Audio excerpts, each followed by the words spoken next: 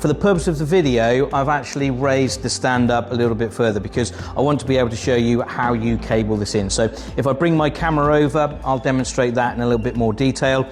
So you can see here you've got a kettle lead, and the most important part is that you plug them in the right order. So your female end of your plug, of your kettle lead, will plug into this little box just underneath here, and then so that you're only using one power cable, what you then do is plug this other end directly into the screen to give the screen power.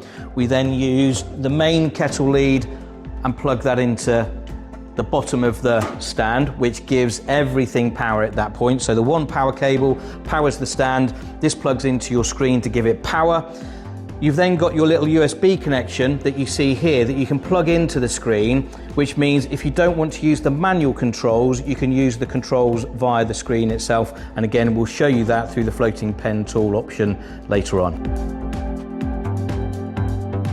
In Blue Peter fashion, here's one we made earlier, this case with the floor plate. Now, we've actually put the manual controls at the bottom of the screen. It's got a little sticky plate underneath. You can put it to the side if you want. You don't even have to use it because, as I said, you've got the remote controls. But the key thing is, when you first install it, you've got to follow a set of instructions. So bring it all the way to the bottom. So with the down arrow, bring it all the way to the bottom, allow it to hold for 5 seconds. It will automatically bounce up about 7mm, and then you'll hear a beep. It will then tell you that the reset has been successful. That means that your stand is ready to go, and then you can raise it back up to the appropriate level. This is the USB that you need to plug into the screen in order for it to recognize the remote controls from the front of the panel. So in this case, I'm just going to plug it into the USB port at the bottom of the screen. So in at this point, now that we've plugged the USB in, we can now use the remote controls from the front of the screen. So you're no longer having to use the manual options here. With the floating toolbar, you can see here, hit the floating toolbar, and over on the far right hand side, you've got what looks like a little grid. In this case, it's the stand in graphic form.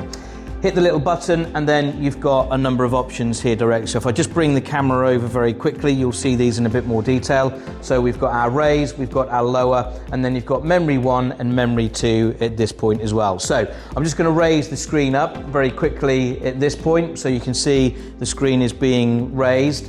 And then in order for me to save a position, so in this case we're going to save position 1, I hold my finger on the number 1.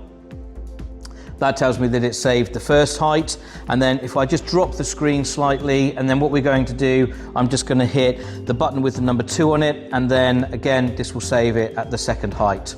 So now when I push the first height, it will automatically raise it to the first height, and you can see here move to first height, and then when I hit the second one, this will move to the second height.